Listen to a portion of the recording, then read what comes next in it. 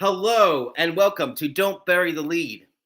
We recap WWE SmackDown every Friday night after the bell. My name is John Zedell. I'm joined by Dom Scarcella. Dom, go ahead and tell the people a little bit about yourself. John, this is the first pay-per-view since the first Don't Bury the Lead since the last pay-per-view.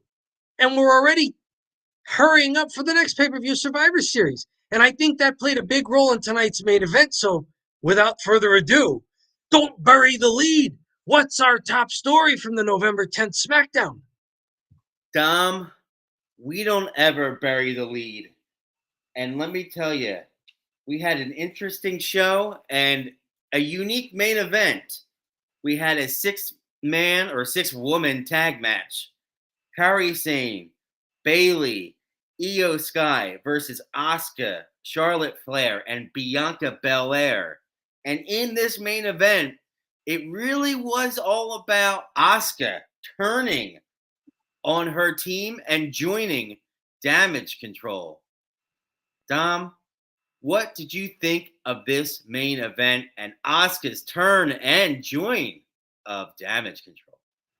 Asuka's turn, it's really shifting maybe the balance of power within Damage Control. We saw a little of that earlier. And it also makes me think immediately of War Games. Yep. It looks like they're bringing back War Games at Survivor Series. They did not make an announcement tonight, but this looks like they're setting up the Women's War Games match. It's going to be the new expanded Damage Control. Dakota Kai looks like she still has a knee injury, but Bayley, Io Sky, Kairi Sane, and now Asuka.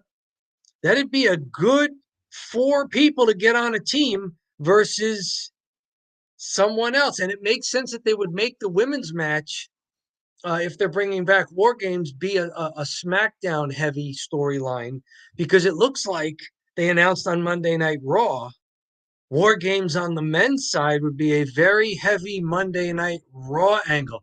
I've got a screen share right now. This is a tweet from Triple H. He put this out November 6th, so right after Raw went off the air. I'll just go ahead and I'll share the screen. All right. Yeah, right there. They're already saying Survivor Series War Games Saturday, November 25th from Chicago. And there's Cody Rhodes. He's one of the 4 who were announced for one team on Monday Night Raw. So, this is the shortest distance between 2 pay-per-views on the WWE calendar. It is 21 days from Crown Jewel to Survivor Series, and they have to hustle, and hustling they are. The first week outside of Crown Jewel, we thought we were just getting, recaps of Crown Jewel and maybe building new things. No. They had to jump feet first into setting up War Games. So I think we're getting War Games. What do you think of them bringing back War Games, number one? And number two, what do you think of this foursome of women being in what looks like a women's War Games match? Yeah. Well, let me first start off by saying our first ever video that got any traction, because we did it for several weeks when we first started, and we would get 1 view, 2 views, 1 view, 2 views, and they were mostly just us watching it. Was a short about you talking about War Games. So it's special for me for that specific reason, because that's when we started to get a little bit of momentum. Yes. In addition to that, War Games last year was great. So I liked it a lot. At first, it's kind of goofy. You really have to know the rules because it's a little confusing at first. But all in all, it's a great cage match style match that we saw last year with the Bloodline. We did. Now this year, it's going to be on the men's side. Judgment Day is going to be involved in the men's War Games. They just announced. Adam Pearce announced it Monday, and that sort of tells you that Judgment Day has overtaken the Bloodline for top faction, hasn't it? I mean, the Bloodline is in disarray on purpose. It's Roman, it's Solo, and it's a Jimmy Uso who's purposely now almost a clown, and we saw a little bit of that even tonight. So Judgment Day has ascended as the strong really well held together faction that looks like it's going to carry, and yet again a heel faction that looks like it's going to carry the weight here getting into War Games. What does that say about damage control? Because a lot of these same wrestlers were in last year's Women's War Games, but sort of not in this context. Mm-hmm. So this is now a SmackDown heavy angle, and this is really quick to just rebuild damage control and say, hey, you're now going to be the #1 women's faction and you're going to War Games. Wow. But I think it's the right move because when Asuka did the turn tonight, she's Yes. been somewhere in between face and heel. She's been playing both. She has the awesome spray. Mhm. But when I saw her turn tonight, I was like, this is a great fit, actually. When Kyrie and Io in there with her, I was like, this is pretty good. And then with Yeah. Bayley, too. And, you never know, like, when they're going to turn on Bayley, right? Like, that's, like, when the power will be kind of taken over by Asuka and Io and Kyrie now. So I think it's a really cool dynamic they set up, and they did a really good job with it in the main. At first, I was a little disappointed when I saw how much time they gave them. I was like, we're not even going to get a match. And I was like, oh, it's not about the match. It's about the big schmaz at the end.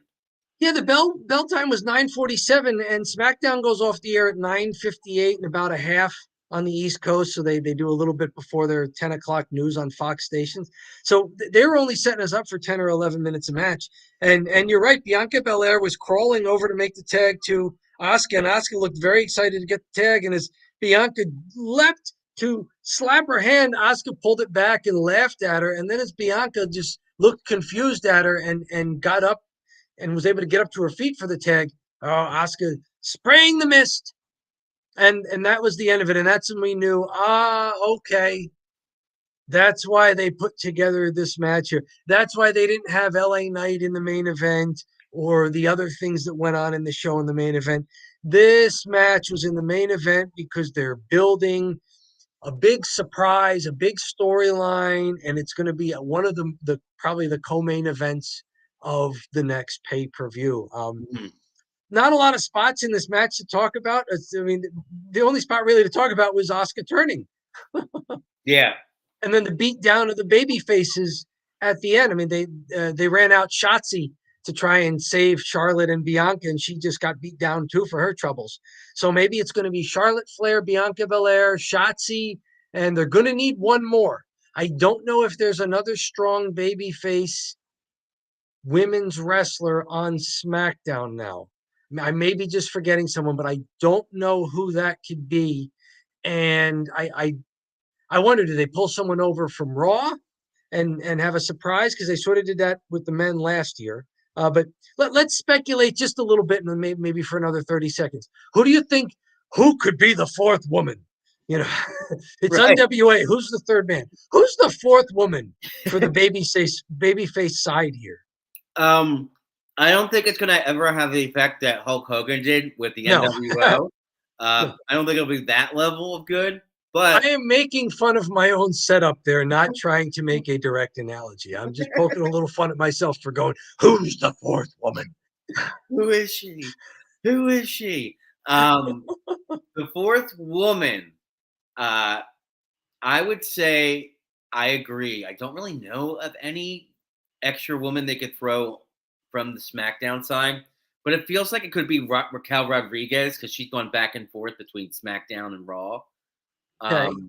So maybe Raquel Rodriguez would be a good fit. She kind of fits in with Charlotte and Bianca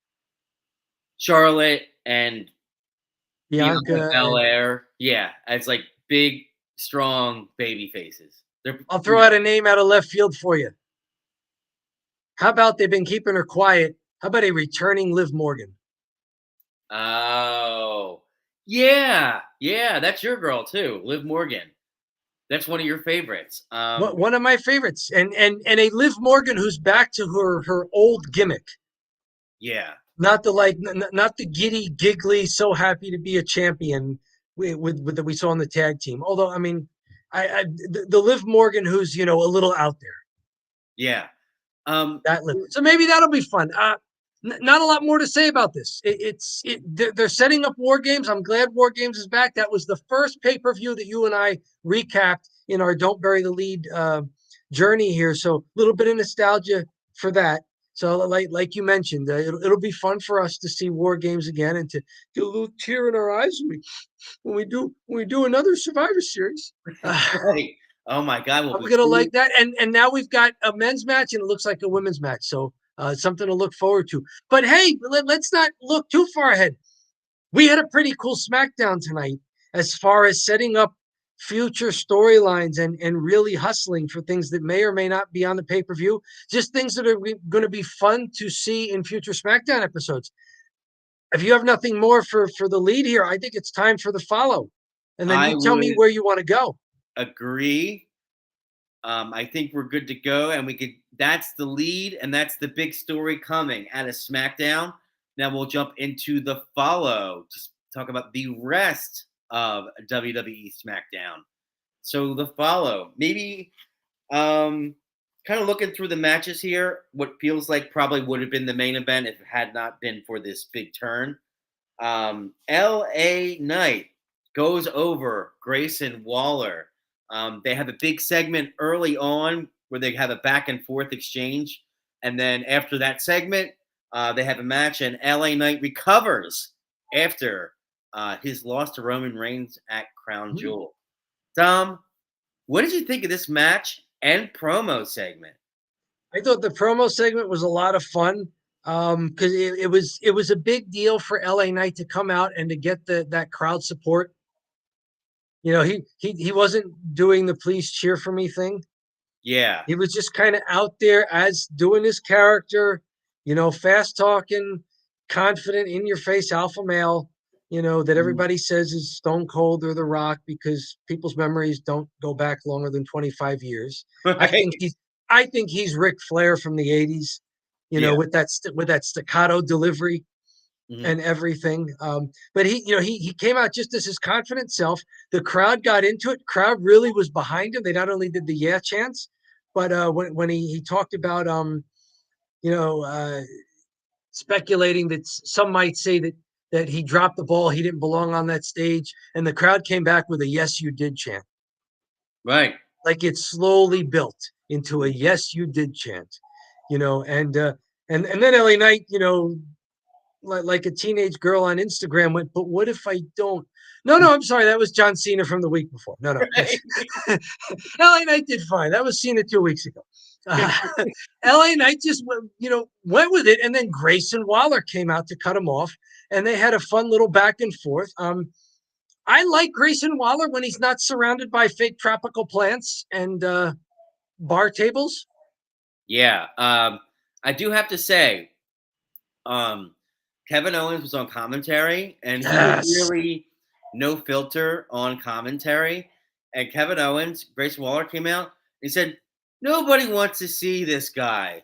It was so dead set genuine. I was like, "This is the person I've been waiting for to bury this guy." So he just buries Grayson Waller as he comes out. Then LA Knight just takes him down verbally. Like he comes out, he's doing the hokey stuff, and he's calling him a pedophile. Basically, he's calling him like a $5 haircut. Listen, Yes, let's do some promo spots here. You yeah, mentioned $5. How about hey, look everyone, it's Kangaroo Jackass. yeah, right. That was good, The Grayson Waller effect. That sounds like an STD. right? You got your $5 haircut. You're ready for your school picture. And then after a little more banter, you don't look like you're allowed within 50 feet of a school. Yes, he does fantastic. Um, I yeah, and I thought that was great. But I have to step away for a minute. Maybe you could Sure. take over the rest of this segment. Sure, they go into a match here, and the match. I'll ask you some questions when you come back about this, but we'll go through some spots here in the match. Um, they basically start the fisticuffs. LA Knight calls for the LA Knight, and as the crowd yells Knight, LA smacks Grayson Waller right across the face with the microphone still in his hand. Grayson Waller spills to the outside, and that's when we start getting Kevin Owens really getting into it on commentary. Kevin Owens was out here all night, almost all night. They announced earlier that Corey Graves and his wife welcomed a new baby. So Corey Graves was out. So it was just Michael Cole and Kevin Patrick. And they brought out, hey, it's Kevin Owens. And Kevin Owens was wonderful the whole time. He was dressed like Kevin Owens, except he had a tie. And since he had no collar, he looked like a clown. But, he looked like Kevin Owens. He looked fantastic. I miss Kevin Owens. He's been on Raw for a while. I miss him being back on SmackDown. And I kind of like this Kevin Owens. It doesn't look like he's in a program or an angle or a feud with anybody. He's not in a faction. He's just kind of there. And he can do whatever. He can yell at people backstage. He can wear the wrong shirt and, give people funny looks. He can punch two people at the same time backstage after they laugh at him. He can stomp out and be on commentary and just be himself, really, in his character. It would probably get old if he did this regularly, but for one episode of SmackDown, this was a lot of fun. Some neat spots in here. Grayson Waller applies a half Boston Crab while sitting on the top turnbuckle after throwing LA Knight into the ring post. I have not seen that before. That looked really cool. And it was a twist, no pun intended, with the Boston Crab, the half crab there.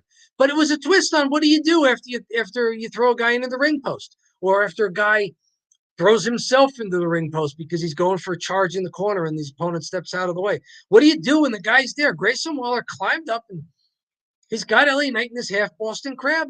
He had earlier stomped on LA Knight's back after LA went for a charge in the corner. Grayson Waller sort of did a leapfrog, but instead of leaping all the way over LA Knight, he landed square on his back with a double stomp. They kept playing up the back injury, and that might be why this match went as long as it did. This match was about 14 minutes. They started during a commercial, but I counted about 14 minutes for this match, which you might be thinking, LA Knight was just in the main event of a pay-per-view and had Roman Reigns pinned 1, 2, 3, if not for Jimmy Uso's interference. Should he really be coming out and having to go 14 minutes to put away Grayson Waller? So I think they did a good job of sort of telling the story as to why this match was so competitive, since they're trying to elevate LA Knight into that top tier of baby faces and title contenders. Grayson really working on LA's back, including a second rope elbow drop onto the small of LA Knight's back. He didn't hit him across the chest like you usually do with that elbow. He hit him across the small of the back and covered him for a 2 count. Then he got a little greedy, went back up for it again. LA Knight rolls out of the way, which is, typical baby face. You get hit with the move the first time, but the second time you've got it scouted and you avoid it. Flurry of moves. Grayson Waller goes for a rolling stunner attempt, but LA Knight turns it into a back suplex instead, sort of catches him as Waller's going in for the catch there for the stunner. So again, LA Knight's showing sort of his power there. He's sort of a mid-sized heavyweight, which sounds funny to say, but if you're about 240 pounds, you're clearly a heavyweight in just regular society. But in the WWE, in the heavyweight division, you're kind of mid-sized. So for a mid-sized heavyweight, LA Knight does have some power there behind him, and he shows it here. Flurry moves ending with a DDT for a 2 count. Eventually, he does hit blunt force trauma for the pinfall after doing the mic check. LA Knight with the crowd and the big leaping elbow just off the canvas, off the ropes. Fun match, and I don't know. I'm not sure about the length of this match, though. It was great to see the banter, the promo banter, and then leading into a match. I mean, total time these guys were on the screen was close to 25 minutes, which I don't mind LA Knight being out there for that long, and I don't mind Kevin Owens, ragging on people on commentary for that long. And Grayson Waller did not kill the segment. In fact, he looked like he was a good foil tonight. He seems to be able to do that when he's not doing the smarmy talk show host, when he's doing the smarmy wrestler who's just maybe a little too head too far over his skis, a little too confident kind of guy, doing the smarmy foil for the baby faces. I do like him in that role. I enjoyed this. If not for the big surprise in the main event and what looks like the return of women's war games, that this could have and should have been the lead. It was by far the most entertaining 25 minutes of the show. There were a couple of commercial breaks in there, once between the promo and the start of the match, and then another one during the match. But about 25 minutes of time for the studio, not the studio audience, but the live arena audience. Fun stuff. And Kevin Owens greatest hits here. The crowd, as LA Knight is ramming Grayson Waller's head into the commentary table there. And the crowd, of course, is going, yeah. After a couple of yeahs and a few more head smacks there, Kevin Owens is joining in, but just saying very, very matter-of-factly, yes, yes, yes. And as his colleagues there on the announce desk wonder what he's doing, he says, like, I'm just doing my own thing here. And then for the last one, he says, affirmative.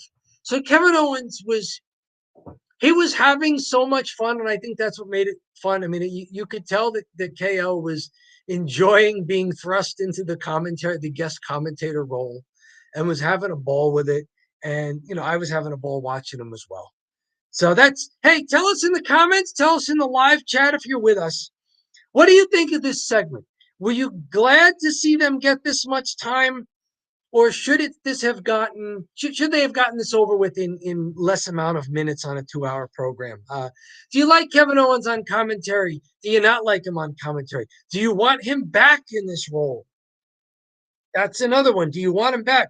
I'm in the camp where I like him in this role just for tonight. I don't know that I want him. I think it would get stale after a while. I think for one evening, it was really cool. What do you think of LA Knight's promo and the reception he got from the crowd? And are you along for that ride? If you were an LA Knight fan going into Crown Jewel, are you still an LA Knight fan now? Do you still think that, as he said, he's not done with the bloodline and the bloodline's not done with him? And then a little later, we got Jimmy Uso backstage and them setting up an LA Knight Jimmy Uso one-on-one match for next week's SmackDown. Are you pleased with that? So a lot of stuff there for you guys in the chat there and in the comments. Tell us, do you like this match going as long as it did? Are you still behind LA Knight? Do you like the crowd reception and how LA Knight worked with the crowd there? Do you like Kevin Owens on commentary? Do you want to see this be a regular thing, or were you fine with one and done? Do you like Grayson Waller in this role? Do you think this got too much time, too little time, or just right? John, what do you think? How would you answer those questions? This was a long time for these two guys to be out there. Do you think they gave them enough time, too much time, or they should have gotten this over with shorter? I think it was enough time. And thank you for taking over, Dom. Baby John is asleep, so we are good to go. Excellent. Fantastic. Let's not what does Baby John think of this LA Knight Grayson Waller? I think he was upset with Grayson Waller coming out, because the second we started talking about him, he was pissed. There you go. How about you? So I'm going to go ahead and say this. I have been dogging Grayson Waller for a while. Okay. But I like him in the ring, and I feel like tonight was one of his best appearances in ring. Yes. I think he was doing a great job working this lower back with some different spot, like old school kind of wrestling, and he's got like a unique style to him. Yep. And a unique look too. So I actually like him as the wrestler, and getting torn up by LA Knight. If you have a really, really strong baby face, he just has to play number 2 in that promo segment. Yep. Was he a good foil? Let's not go too far. Okay. You mean like a good foil for like? Is he a good foil in this role where he's not doing the Grayson Waller effect, but he's still got his personality, and then he gets in the ring and has a match like this?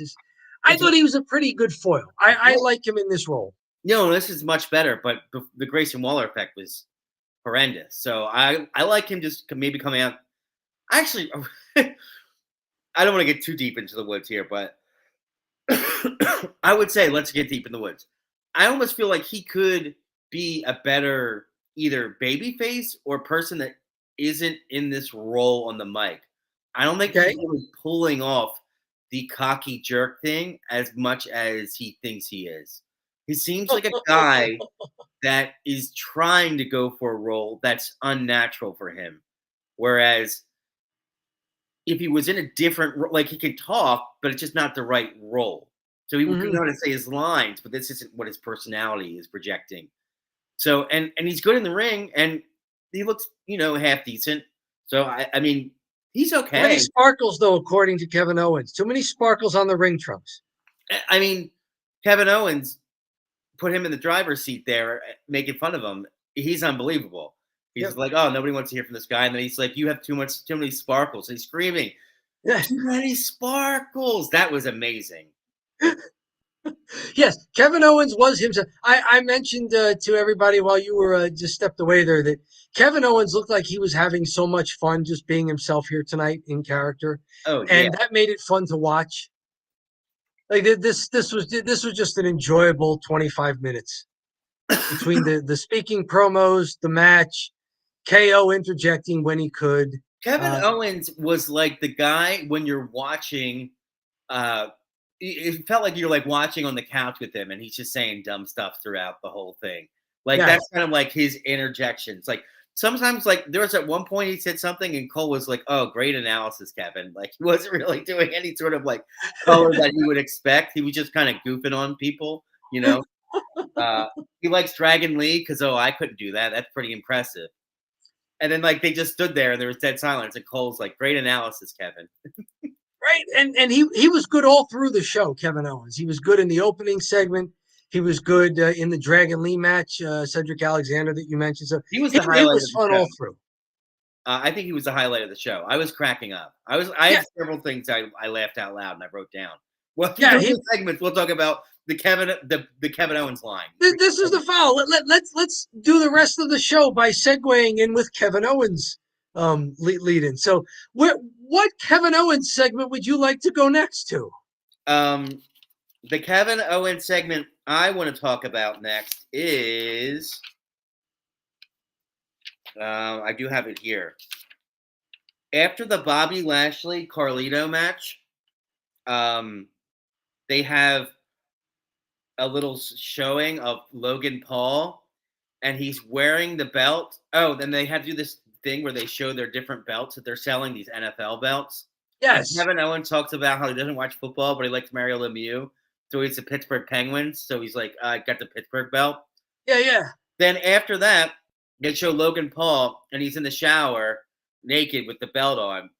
And I said, I'll tell you what I'm not going to do. Like, oh, you can't pick a belt, Kevin, blah, blah, blah. It's like, I'll tell you, no, what I'm not going to do, I'm not going to shower with it on and post it on social media because I'm not a psychopath, like something. So Getting shots in at Logan Paul. I mean that's necessary because Logan Paul, he's going to be a heel and he's got to come on back. And now that he's got a belt, he's got to be. There has to be a Logan Paul presence on almost every episode, right? It doesn't mean he has to wrestle, but if he's got a belt, we've got to know about him just about every show. and there's something about the Canadian accent when you call someone a psychopath. The You're way right. that lands, like when it comes from somewhere from the Northeast Corridor, it sounds a little nastier, but for him, it sounds like a little bit more playful. You psychopath, you know? The Canadians just sound so pleasant and friendly all the time, don't they? Yeah. So, yeah, so when he's really laying it on, it doesn't sound too bad, you know? Yeah. It sounded like he was just trying to give Grayson Waller some fashion advice when he was telling him there were too many sparkles. He was trying to help. Kevin Owens was trying to be helpful. So you mentioned this post match here. How about the match Carlito versus Bobby Lashley? Bobby Lashley wins it with a spear after Montez Ford kicks Carlito in the head. This match goes about 10 minutes. It followed sort of a long opening promo segment with the LWO in the ring, and they were building some LWO tension. And sure enough, we get it post match. Not a lot to talk about in this match, as far as I could tell. I mean, I had one cool spot that I liked was Bobby Lashley going for a big vertical suplex on Carlito, taking too long. Carlito getting his balance, getting his feet back on the canvas and getting Bobby Lashley, the bigger guy, up for that big vertical suplex. I like that. Yeah, that's the only note I have too for this. That's it. I like that note. Then it became sort of a schmoz. Bobby's got his two guys in his corner. They're fighting with the two guys from the LWO who are in Carlito's corner. Now, who wasn't out there for Carlito? Santos Escobar and Rey Mysterio Jr., because they had a little blow up here in the opening segment. The LWO's in the ring. Rey Mysterio says he wants a rematch with Logan Paul, and he's talking about how Logan Paul cheated him out of this and cost him his title. And Carlito comes out. He wasn't there initially with the group because he was getting ready for his match. He walks out and says, Rey, you got to blame Santos Escobar for this, for leaving the brass knuckles on the ring apron. And that gets Santos Escobar ticked off. He leaves through the crowd. Rey and Zelina Vega chase him, and that's why it becomes sort of a 3-on-3 faction here in the match. And then afterwards, of course, Santos Escobar, as Carlito's getting beat down 3-on-1, Santos Escobar is like not getting in the ring to help him.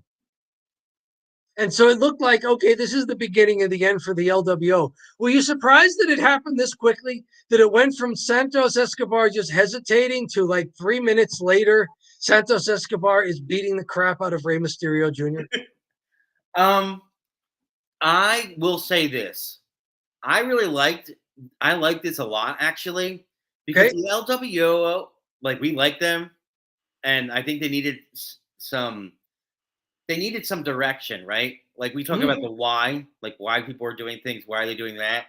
Like, before they were just like, we're good. They took all the good Hispanic babyface wrestlers, they made a faction, okay, and they're all kind of following Rey around. Now you see we have some tension in the group, which then it allows Escobar to become more of a character than he is. Before, he was just kind of straight-laced babyface, awesome in-ring wrestler. I should say, yeah, really good in-ring wrestler. We've always liked his stuff. Now we have him actually taking on a character. Taking on a character that's pretty believable, I'd say, in a situation like that. So I like this segment a lot. I think they're heading the right direction with it. Okay, very good. I like it too. We've been wondering when the Santos Rey breakup was going to happen for a while now. They've done a good job of dragging it out and almost making it someone else's fault. Like it's Carlito who actually came between Rey and Santos now. It was Carlito who accused Santos, and then Rey was trying to bring them back together rather than just take Santos Escobar's side. Mm-hmm. And so Santos Escobar resented it. And of course, if you're trying to get over as a heel, beat up the retired little guy. Yeah. Is there any better way to get over as a heel than to beat up poor little Rey Mysterio Jr.? And the hardest working retired wrestler. Retired wrestler in the WWE. You even got Kevin Owens on commentary saying, I've turned on a lot of people in my time. I don't think I would have turned on Rey Mysterio. Right. Yeah. No, that's good. Yeah, tell us in the comments. We watched SmackDown tonight. What'd you guys think of Kevin Owens? That was my thumbnail. So let me know, in the chat. We're here. So we can keep moving on here, Dom. What's the next segment you want to talk about? I do like how they set up the 6-woman tag match later with Bayley talking about how she had plans for Io Sky and Dakota Kai, and everything was working so well, and she just didn't like Kairi Sane being there. Mm-hmm. It's like that wasn't part of the plan, and so Io comes out and says, well, it was part of my plan. Right, and then they sort of have a 4-person hug there as they're trying to get Bayley into it, and Bianca Belair comes out. And this was my non-Kevin Owens comedy spot of the night. There's a Kevin Owens category, and there's a non-Kevin Owens category. This was my non-Kevin Owens comedy of the night. Bianca Belair interrupts them, introduces Charlotte Flair, and then introduces Asuka. And Asuka comes out, gets on the mic, says something in English for like a few words, and then just starts full-blown excited in Japanese. And you can see and sort of hear in the background there, Bianca next to her, just supporting and go, yeah, what she said. Right. As if Bianca and Charlotte have any idea what Asuka is saying in Japanese. You're like, so, yeah. And we've seen Bayley do that before too. Like, I like when they have people who do not speak a lick of Japanese pretend that they know what the Japanese wrestlers are talking about in Japanese. So that was my non-Kevin Owens comedy spot of the night. What she said, you know. What did you think about this segment early on? Bayley getting the what chance? What was that all Bayley about? was getting the what chance, and she tried to play into them a little bit. Yeah. And then, like, I guess the crowd just got tired of it. Yeah. I don't know. Maybe the crowd was just itching to do that to somebody. It was weird. And Bayley called them idiots, which she usually just reserves for Michael Cole. But it was weird that she got the what chance because I didn't think she was doing bad. That's usually when you get the what chance, and I could see she was getting pissed. That was not a work. That was a shoot. No, there was a shoot from Bayley. She was getting annoyed. She was getting annoyed. And she did not handle it as well as Jey Uso. Kevin Owens said something to the degree of like, "Oh, you can't feed them if they're doing this," because she kind of did start to kind of go back at him, and he said, "Oh, you can't feed them," and then I heard her do another line, and then they said, "What?" And he said, "Oh," but you could just hear him like grunt, "Oh," because he's just being himself. So he's just like, normally the announcer shouldn't be responding to that. Like, "Oh no, they're doing the what chance. This is terrible," but he couldn't help it. We like Kevin Owens in this role for this one SmackDown. This was good stuff. Mm-hmm. What else do you like heading to the rest of the show here? There's one more match. It was Dragon Lee versus Cedric Alexander. It was the shortest match of the night. Only lasted about 7 minutes, but they got a "This is awesome" chant from the crowd. Yeah. And they also got the boo yeah when they were trading punches. So the LA Knight effect is spilling over into other matches that LA Knight has nothing to do with. Yeah. This is almost like, everybody does the woo now when anyone does the backhand chop. Mm-hmm. Like, is this going to be a thing where people go boo yeah for whoever's the baby face and whoever's the heel when they start trading blows? We got a comment here from John Rosa. What is next for Rey Mysterio? That's a great question. I don't think he goes after Logan Paul again now. I think he's stuck trying to bring back the LWO, and I kind of like that. I liked it. Rey had the belt to bring back some luster to the belt because Austin Theory was he was having a tough time keeping his momentum going. So I like that Rey Mysterio brought a little shine back to the U.S. Championship. And he was a great baby face for Logan Paul to beat, to solidify Logan Paul as a heel who's now coming to wrestling full time for at least a little while. But I don't want to see Rey go for the belt again. I think Rey is in a good storyline now where he's trying to keep his wrestling family together.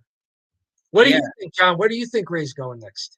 No, it's a great question because after he drops the U.S. title to Logan Paul, but he loses it dirty, so you could think maybe, hopefully, he would go chase Logan after another later pay-per-view. But now he's got so much. Now they seems like he's going to have something with Santos Escobar. So that seems like he'll head in that direction rather than go back after Paul. Even though he lost, he didn't lose clean, so he's always got that.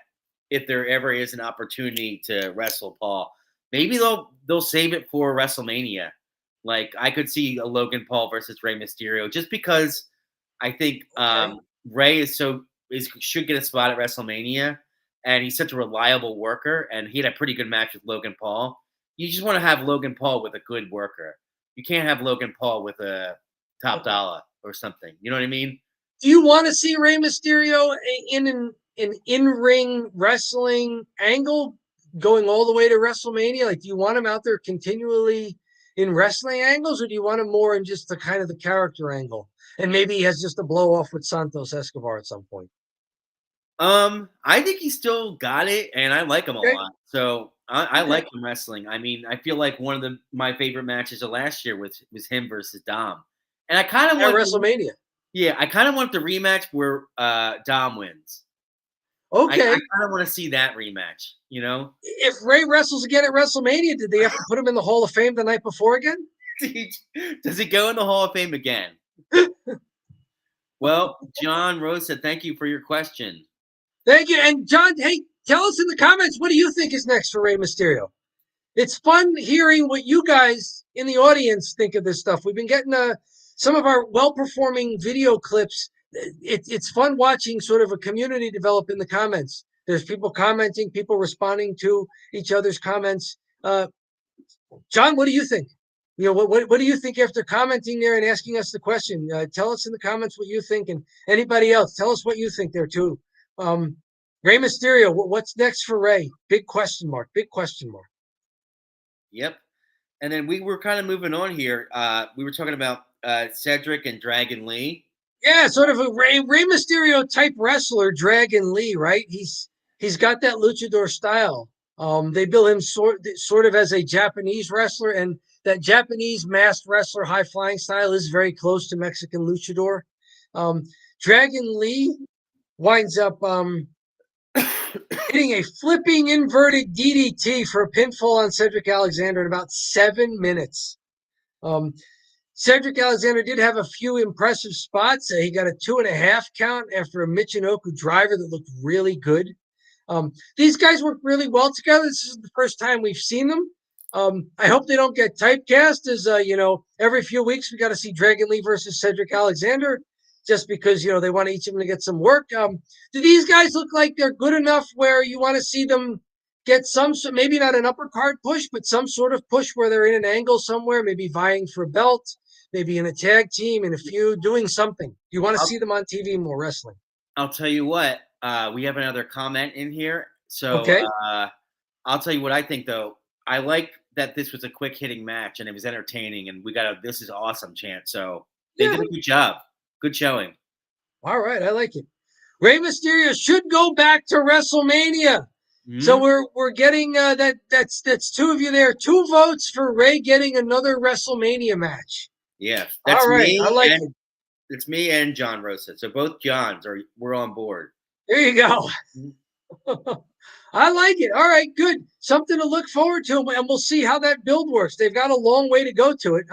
This time last year is about when they started building for. Remember, it was over Thanksgiving where Dominic Mysterio and Rhea Ripley showed up at the Elder Mysterio's house to crash Thanksgiving. Yes. And that's when the police got called, and Dominic went to prison. This is true. He was in municipal jail for a few hours before getting bailed out. He was in prison. So this is around last year when they started really building the program for WrestleMania for Rey. So maybe this is again the time to do it. Maybe we're getting Rey Santos at WrestleMania. Yeah, maybe. Yeah, so moving on here. Thanks, John Rosa. Keep them coming, man. These are good questions and comments. And then anybody else want to chime in, go ahead and do it. I think that's our show. In case you had anything else you wanted to mention, there weren't too many backstage things that I thought were that interesting. We've already mentioned Jimmy Uso teasing that he's going to have the one-on-one with LA Knight next week because, hey, the Bloodline's not done with LA Knight. Do you like that? Do you like that they just didn't drop this? Because everybody else who's been involved with the Bloodline, they almost just get dropped right afterwards. Right. I'll tell you what. I liked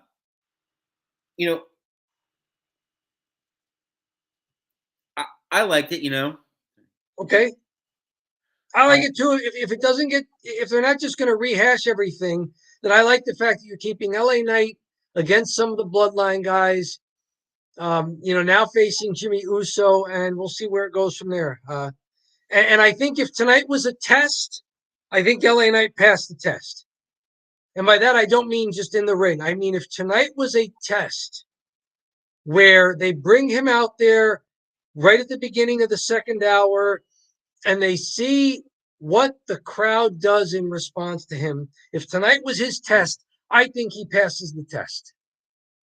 And I think that bodes well for his future and what they want to do with him on SmackDown and on pay-per-views and wherever else he goes. So a lot of people, there were a lot of tests tonight, and I think a lot of people passed. Absolutely. I'll tell you Is what. it drive time, or do you have something else from the show that you want to recap? No. I just I was doing two things at once here. So I think we're good to go for the show, and it is drive time. It is time for the thumb drive. That's when you and I distill everything we've seen into a simple binary pass or fail SmackDown. You're not getting a big old letter or number grade. It's a thumbs up or a thumbs down. Dom, we're not Dave Meltzer. I'm not Dave Meltzer. You're not Dave Meltzer. We're not doing stars. We're not doing grades. We only do a thumbs up or a thumbs down. We're not college professors. We're not reading your term paper here. So I'm going to go ahead and put our thumbs up. Ready? I'm going to try and get as close to the center of the screen as possible because I've noticed you making shorts out of these. All right. Ready? 3, 2, 1. And I kind of gave it away. I got a thumb up. Okay, we'll put it right here. Yes, we're going to give it a thumbs up. 2 thumbs up. I appreciate that this is their fast time of year and they had a lot to do. I remember this time last year and the SmackDowns being very fast paced and very storyline heavy. I don't mind that. It had a purpose.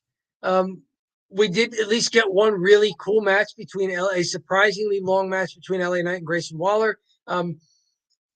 Yes, I will take a good storyline SmackDown every now and then if it's well done storylines, it makes sense, it gives us somewhere to go forward with it, and if it looks like it's going to lead to cool stuff in the ring. So looks like the return of War Games on the women's side.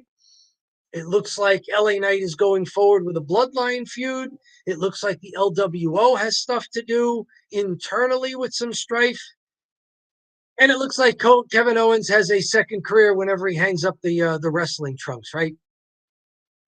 He could go into commentary. What say you? What gave him? What led to your thumbs up here? Well, from my perspective, it's just the KO show. Kevin Owens was great and really kind of carried the show. I think there was enough storyline stuff that was actually pretty cool. Yeah. Asuka for sure turning and joining Damage Control seems like a really good fit. And that group just seems a lot better with her and Kyrie now. Because it adds a dynamic of they're too big, they're going to break up at some point. But I like the 3 Japanese wrestlers are together. I do like that aspect of it. So I thought it was cool. And I'm going to have to say Kevin Owens carried it for me. All right. Yeah. So it was a different type of KO show tonight. Yeah, exactly. It was all KO. So thumbs up. I'd say go ahead and watch it. It was not the craziest SmackDown in the world. It wasn't like when we would watch Gunther back in the day, watch it wrestle a 30-minute match. Sure. Those days, hopefully Gunther comes back to SmackDown, but still acceptable. Very good. Hey, tell us in the comments, tell us in the chat, what does this edition of SmackDown get from you? Thumbs up or thumbs down? And if you want to tell us why, hey, you can fill out the comment or the chat with your reasoning as well. But thank you all much for that. And while you're at it, subscribe to Don't Bury the Lead. We recently passed 300 subscribers. We're moving on to our next benchmark, and we want you to be a part of that. So thank you very much for all of your support of our channel and our videos and our live streams. And with that spiel there, that sounded a little cheap, didn't it? It sounded like I was getting a little cheap there. Getting a little cheap under the collar. Is it time for cheap heat? It's time, baby. It's time for cheap heat. Okay, I've got a screen share up there, and we're going back to almost the original cheap heat here, which was doing a little bit of Vince McMahon business news here. WWE parent TKO, their stock price falls after Vince McMahon files to sell $670 million worth of stock. This comes to us this morning, Friday, November 10th. And we haven't brought this up in a while. This is TKO Holdings. Great initial enthusiasm from investors here, kind of drops after negotiations start for new TV deals.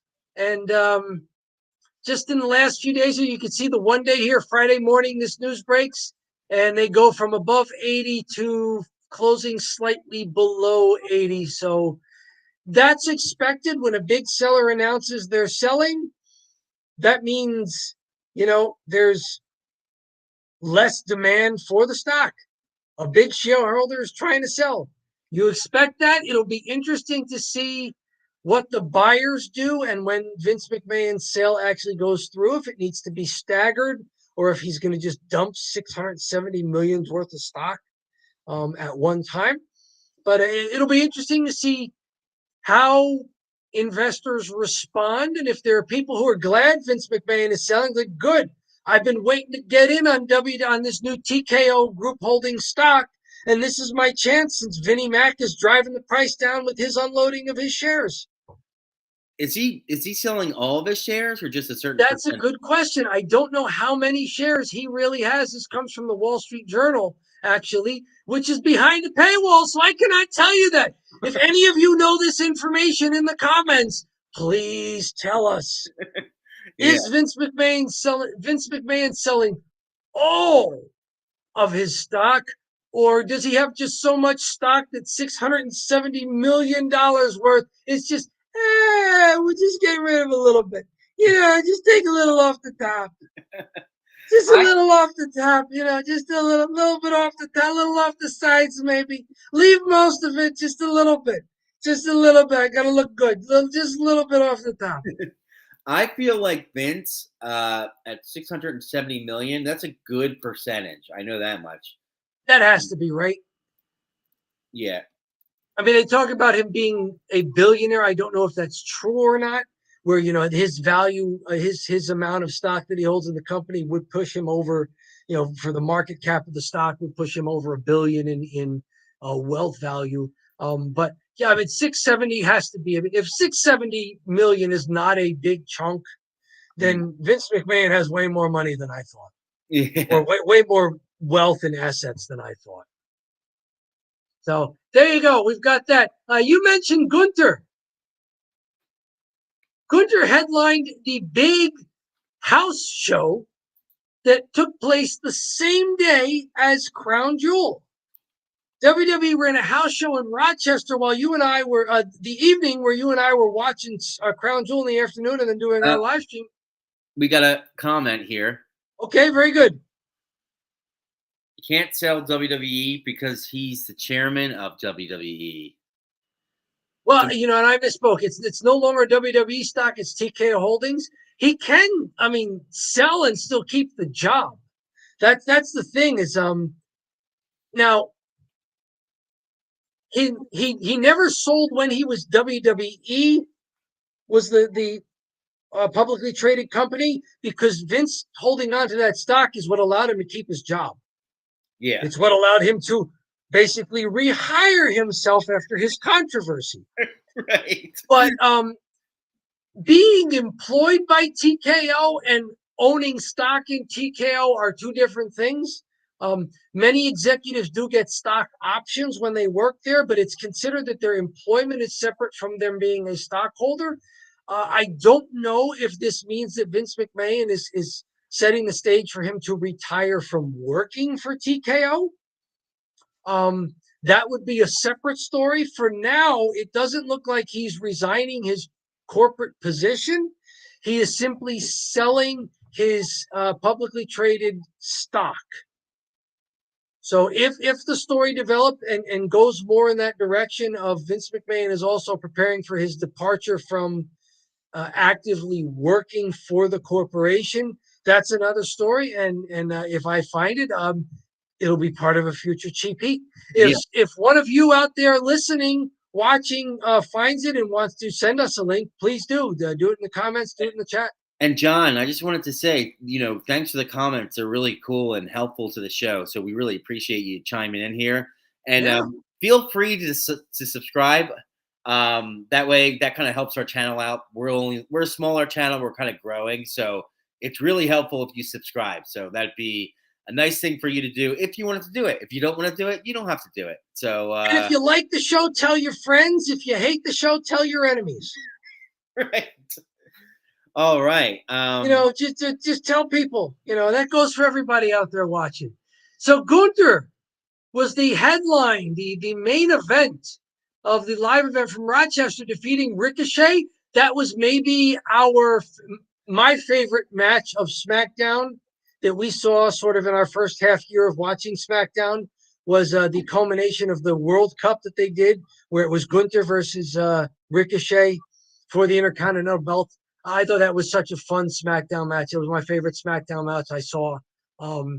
I think until Asuka Io Sky recently. Yeah. That was up there. That was my favorite of our first year, I think. Some other fun things. There's an Omos sighting. Becky Lynch defeats Natalya. Kofi Kingston defeats Ivar. DIY defeats the lackeys from Imperium. Karrion Kross. There's been a Karrion Kross sighting. He defeated Butch. And of course, Carlito and Cruz del Toro defeated the Street Profits. So interesting pairing there from the LWO. What do you think of the WWE running a house show the same night as Crown Jewel? So they had to split their roster. They probably knew about that ahead of time. We're not flying everybody across the ocean. Yeah. So let's do something with our stateside remaining wrestlers. What do you think of them running a house show the night of their pay-per-view? It's a good use of the roster. They should probably get as much reps and time as possible in front of a live crowd. And you figure, hey, you didn't make the Saudi trip, but luckily, it's almost like luckily you didn't have to go all the way to Saudi, go all the way back. So they're just hanging out. So, Vince does make really good use of his employees. So I don't think he's like, oh, you have the week off. Go take a vacation. That's not his style, right? So nope. Go to Rochester. See your ass in Rochester. Y'all are working a match there. Yeah. Go see the sights in Rochester and you're working there. There you go. Very good stuff. Gunther news, since we're on him. Gunther apparently can't leave the United States for the next 6 months due to his residency. This comes to us from WrestleZone, as did the rundown of the results from that card in Rochester. Can't leave the United States for the next 6 months due to residency regulations. He currently lives in Orlando, Florida. This means he will miss Elimination Chamber in Perth, Australia. But he should be back in time for the Germany card Bash in Berlin in August, which he has to be. They cannot go to Germany in August without Gunther. I know. Right. That's his homecoming. That's his Sami Zayn in Montreal moment. Yeah. If they want to turn him face by then. Even if they don't, the crowd may cheer the heck out of him anyway. This is going to be fun. Timing's going to be interesting here. And will Gunther have the Intercontinental belt there? Before we go to this, I just want to make... I wonder why can't he leave the U.S. due to residency regulations? Maybe something because he's not a citizen. He may have a green card, and he may have been doing too much traveling outside of the States.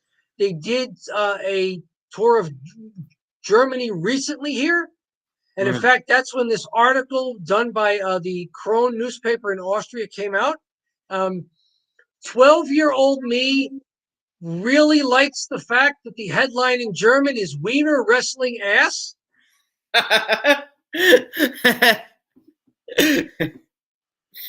Not going to lie, I snickered at that one.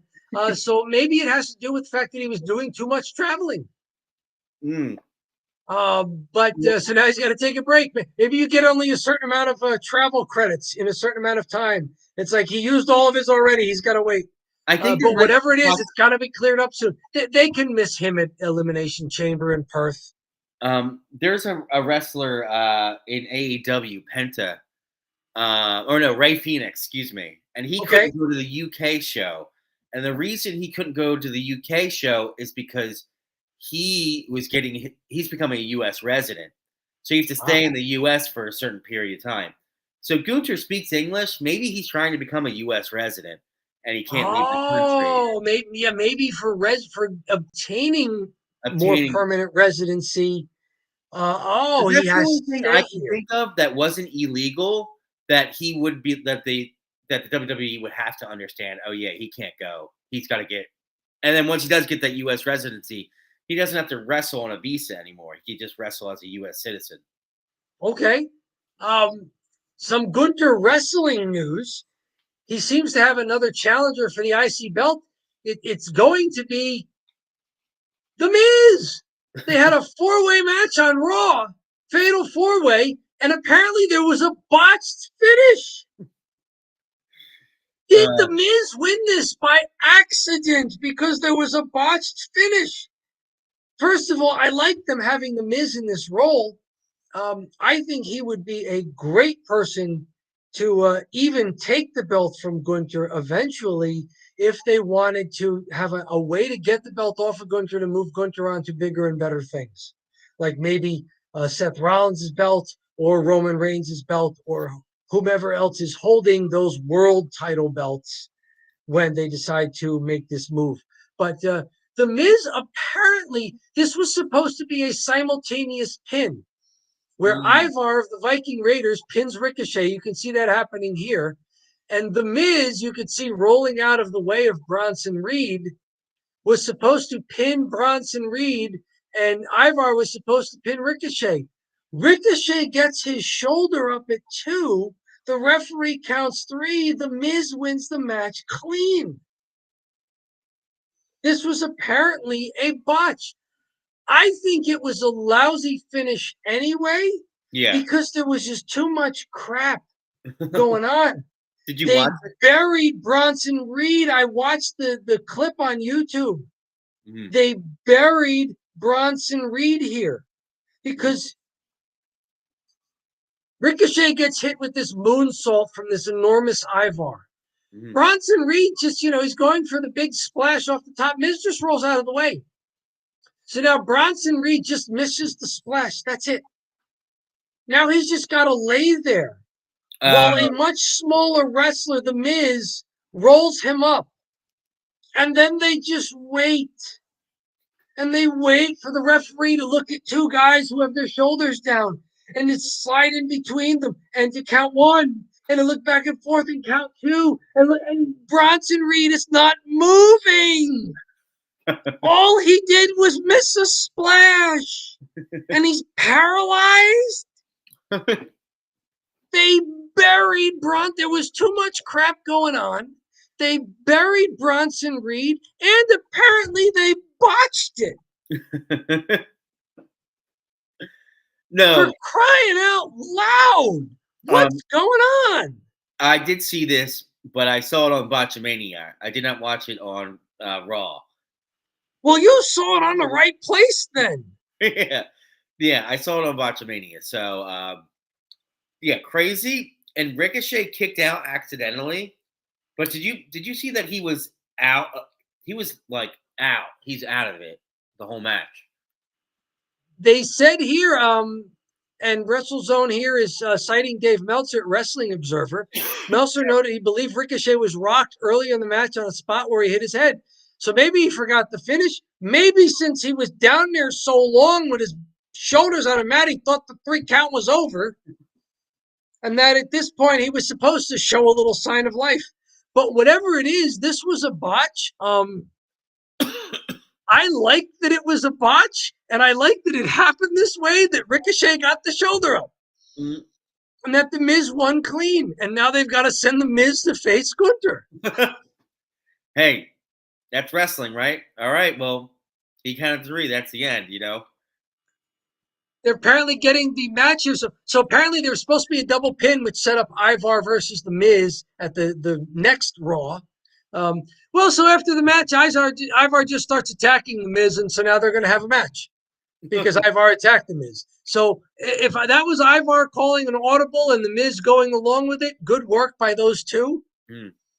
We wish Ricochet the best if he really was knocked out during that match and needed some medical attention. And we wish Bronson Reed's career the best after getting buried on this ridiculous, too much crap going on, botched finish. That's great. Little bit of TV deals. We talked about the CW a few weeks ago because the NWA signed a deal with them. NXT is also signing with the CW. Wow. The CW is crazy jumping into pro wrestling here. Right.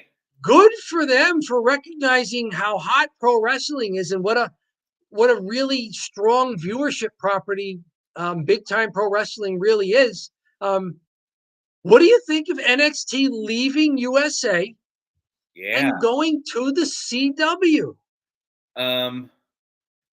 Well, is the CW, is that owned by USA or it's a different?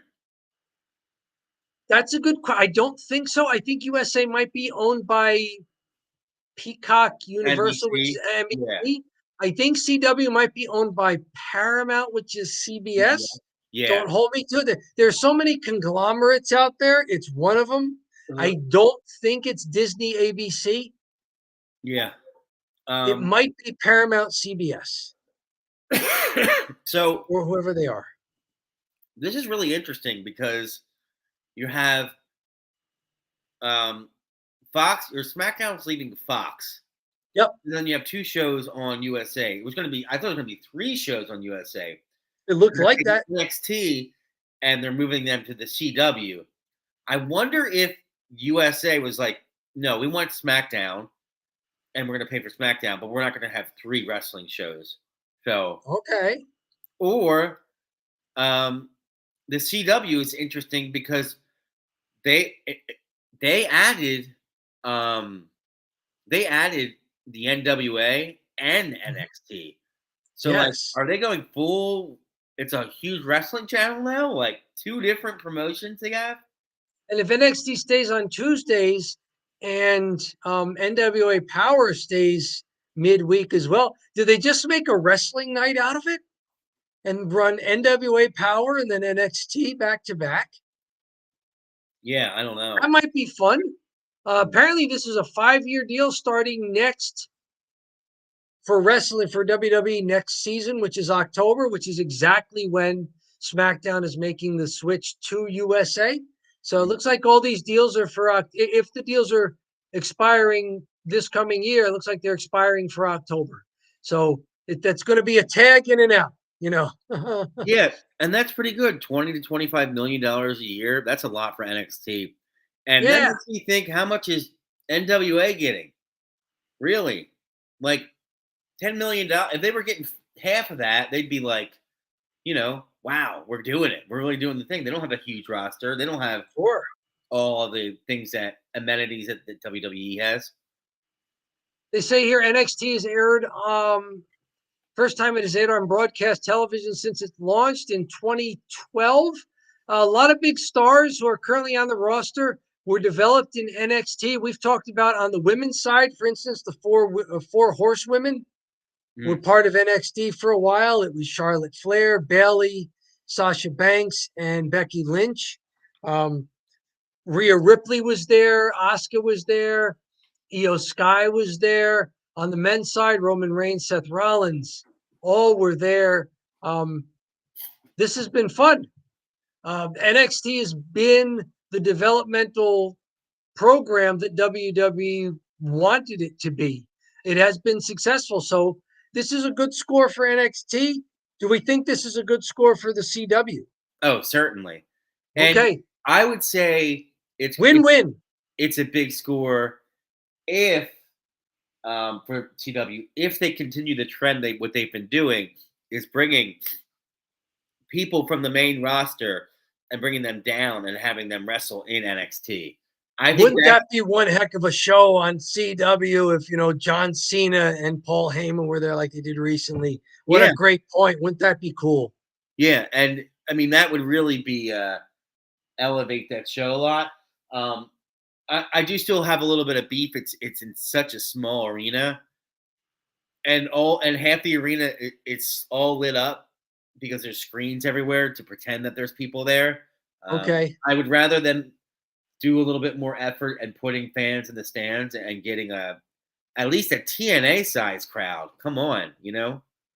Studio wrestling, there's a place for studio wrestling, especially for your developmental, and maybe that's part of it because having a smaller arena makes your in-ring performers pay attention to the crowd. Uh-huh. Maybe they're trying to simulate some of that indie feel because that can be good for people. Yeah. You know, we've noted that people who know how to play to the crowd, sometimes that's a real indie skill, No, and for you sure. develop that in smaller arenas. So maybe that's part of the developmental is look, you're not supposed to be overwhelmed by the size of the crowd at this point. You're supposed to be able to interact with the crowd and play to the crowd as a character. And you know, it's the training wheels equivalent, right? So we like this. I like this move. I'm with you, John, when you said really good for NXT, really good for the CW. This is going to be fun. That's all I got for you. It's cheap. It's heat.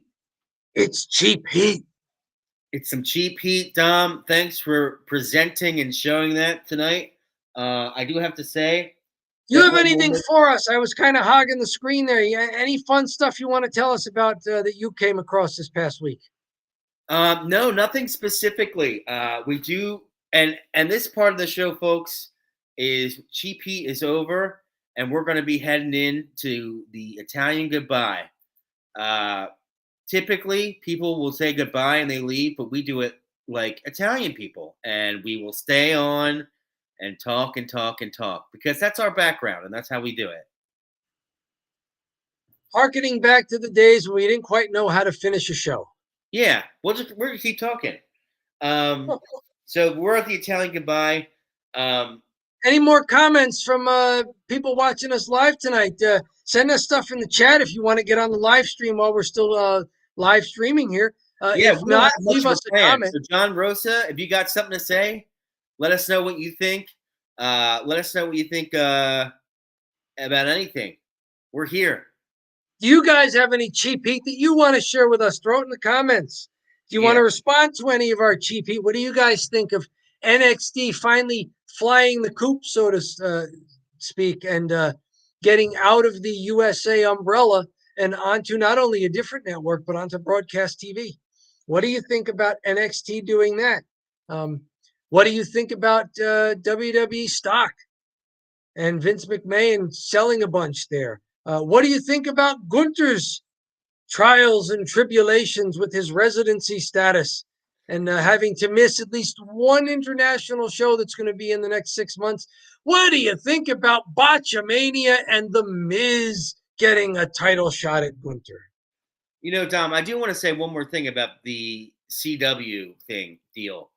So where I thought it was a huge home run for the NWA and a good fit for CW to have pro wrestling, I do kind of feel like, is this a downgrade for NXT to get put onto CW instead of the USA Network?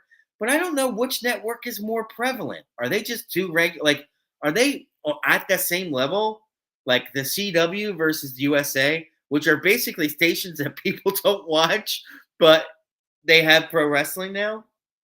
That's a good question. And the major four broadcast over-the-air broadcasters, ABC, CBS, NBC, Fox, those are obviously bigger than cable TV channels. But your second-tier broadcasters might be on par with your top-tier cable channels like TNT, TBS, and of course, the USA Network. So maybe this is a lateral move for NXT. Smaller fish in bigger pond, maybe. Like they're the same size fish, but instead of being on the USA, which is the biggest fish in the cable pond, now they're moving to a mid-sized fish in the broadcast TV pond, which is a bigger pond. Yeah.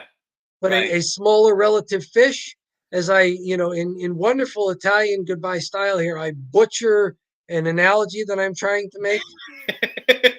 No, It's go with it. it's almost Christmas Eve and the 7 fishes for the Italians. And here I am butchering a fish analogy. So, Dom, you ever do the 7 fishes? I've seen the 7 fishes before, but I don't think there's a standard 7 that it has to be. You just pick 7. Mm-hmm. I also have a friend who does this is hilarious, and I support this wholeheartedly. For Easter, he does the 7 pigs. Oh, For breakfast, they have like bacon, ham, Canadian bacon, scrapple, oh, maybe pork sausage, that's pork incredible. sausage patties, Hmm. the 7 piggies. That's great. So Oh I man. support that for breakfast. Yes, the 7 fishes. Tell us in the comments, have you done the 7 fishes and name your fish? Yeah, name your fish. Is it fish sticks? Is it what are you doing here? Yes. Um, okay, Dom. Well, I'll tell you what, to those people out there watching, we still have people watching. So Okay. thanks so much for joining. We appreciate you guys hanging on. Thank you for bearing with us. We had a little late start, some technical difficulties here. But yeah, thanks for sticking with us here. Subscribe, like, comment if you want to sound off. We read your comments. We appreciate the participation. And hey, don't bury the lead. Yes, we're not going to bury that lead. Um, we got a video tomorrow about Rhea Ripley coming out tomorrow morning. So watch out for that on YouTube. So YouTube's our home base. That's where we have everything. I know we have some people on Twitch right now, but watch our stuff on YouTube. And, go ahead and subscribe. It's a small channel. It helps us out tremendously. If we get a couple subscribers, it helps us get like our videos pushed a little bit more and more. So, No, yeah, no offense to Twitch. Twitch is a great platform for live streaming, but they don't let you keep videos there long term. So we can't keep our stuff there. So if you're watching us on Twitch, thank you very much. If you want to see what more of the fuss is about, the archive is at YouTube. Look for yeah, Don't Bury the Lead, a wrestling channel on YouTube. When you get to the thumbnails that you mouse over them and it looks like the 2 guys who are on your screen now, hey, that's us. there you go. All right, Dom. Well, appreciate you coming out tonight. This was a fun show. Thanks for everyone for hanging in here. Anything else before we sign off here? Too many sparkles. Too many sparkles. That's damn right. All right, Tom, thanks so much. Thanks for watching, everyone. Have a great rest of your Affirmative. evening.